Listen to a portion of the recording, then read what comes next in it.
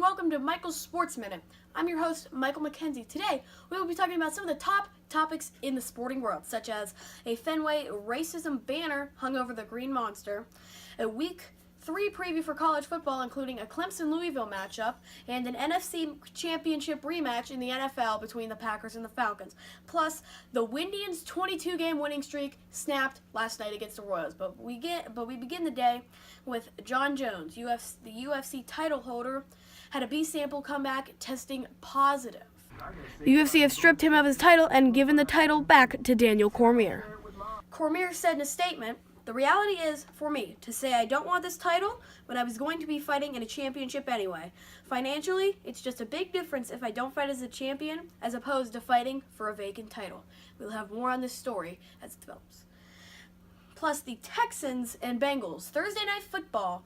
The Texans started Deshaun Watson at quarterback. One touchdown was scored in this game, and it was a 49-yard touchdown run by Deshaun Watson. He shined in his first start as an NFL quarterback, and he showed that he could play at the NFL level. He took the starting job over Tom Savage after Savage took 36 snaps in the first half of their opener, replaced by Deshaun Watson in the second half, and Deshaun Watson starting the second week game. Savage's agent said benching Tom Savage after 36 plays makes no sense.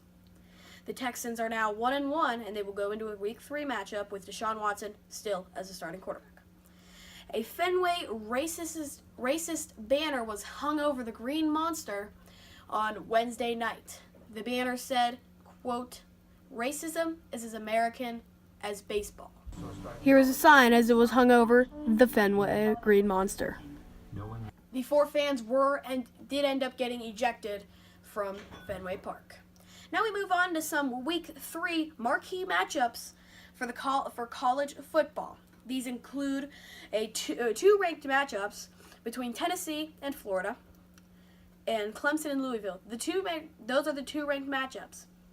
The LSU versus Mississippi State is our upset alert game of the week for unranked versus ranked. We'll take score predictions for these. You can put yours in the description in the comment section below. Here are my score predictions for Tennessee, Florida. I say Florida in the swamp. Tennessee versus Florida. We always like to see this game. We see if Tennessee comes out on top. I don't think Tennessee will win this game. I say Florida wins it by a touchdown, by 10 points, 31-21.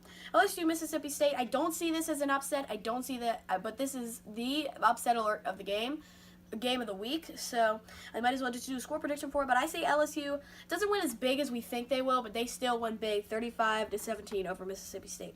And Clemson, Louisville, the rematch we were all looking forward to. Lamar Jackson, Lamar Jackson 5.0. ESPN said 5.0 is bigger and better than ever. I believe that. Lamar Jackson does have the big potential to do something big in this game against Clemson. They're playing at Papa John's Stadium in Louisville.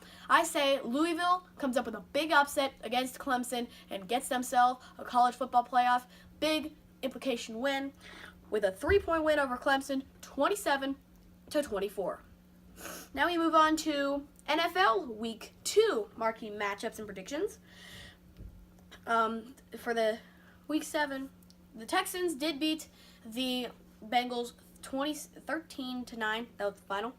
The marquee matchups on Sunday, the Patriots will face the Saints, and the Patriots will take that one 38-24. They will get their first win of the season and avoid their first 0-2 start since 2001.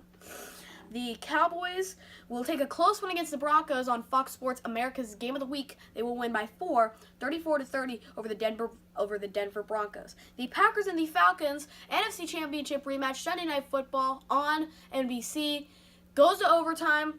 Falcons win it on a field goal, 37-34. And on Monday Night Football, the Lions will play the Giants, and the Giants, we thought we're going to be dealing without Odell Beckham Jr. after he said this is a 6 to 8 week injury, but now he is looking hopeful for the game. If he plays, I say the Giants make it close, but I still say the Lions come out on top no matter what, and they win 28-10 over the New York Giants.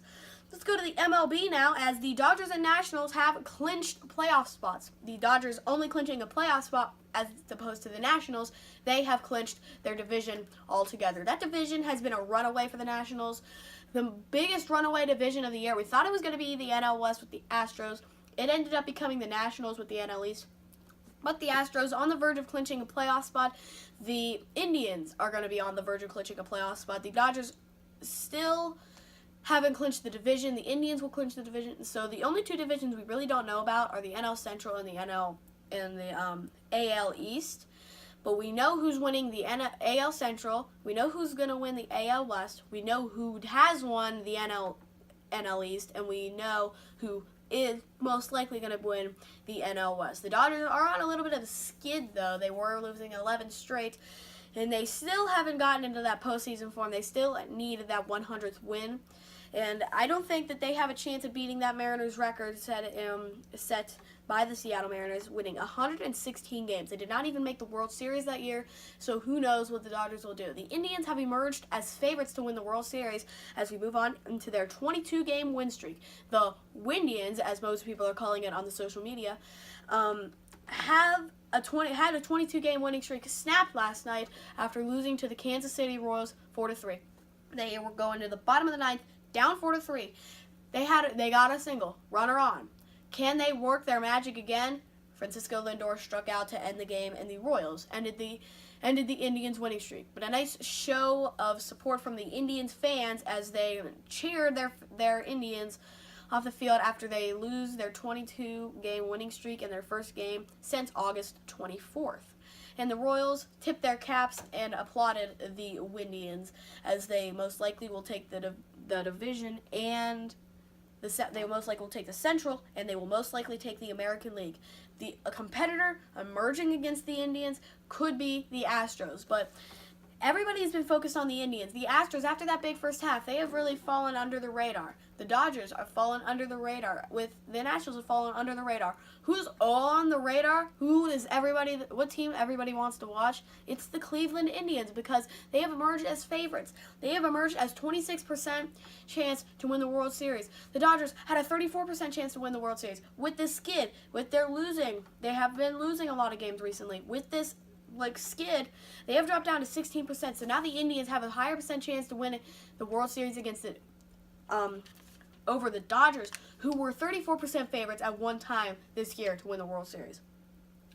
And we will now take an MLB standing. So let's take a look at the MLB standings. If we look here in the AL East, the Red Sox are leading the Yankees by 3 games in the American League East. If we go to Central, the Indians are up over 20 games on they are up almost 20 games of the Kansas City Royals, on the verge of clinching the AL Central.